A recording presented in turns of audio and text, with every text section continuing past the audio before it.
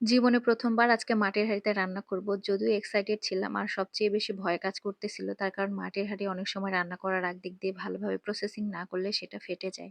রান্না করতেছিলাম আর ভাবতেছিলাম এই বুঝি ফেটে গেল বা নষ্ট হয়ে যাবে। এরকম একটা ভয় ছিল। আর আরো ভয় ছিল যে রান্না করে খাবারটা মনে হয় ১ম দিন খেতে পারব না। তার কারণ এটা যেহেতু মাটির তৈরি এর জন্য বালি-টালি থাকতে পারে এরকম একটা কিছু। তবে সেরকম কিছুই হয়নি।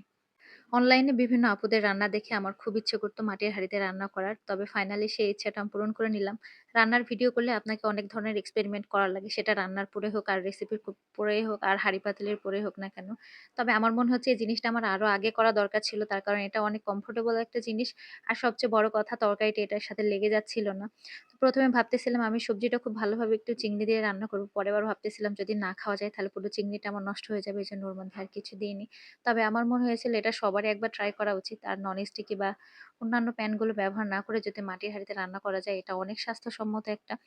তো যাই হোক, আমার খুব ভাল লাগছে। আর রান্না করার আগে কিন্তু মাটির হাঁড়ির কিছু প্রসেসিং করা লাগে যেটা আমি YouTube দেখে শিখেছি। এটা আমি আরেকটা আমার আরো হাঁড়ি পাতিল আছে ওটার পরে করব আর আপনাদের সাথে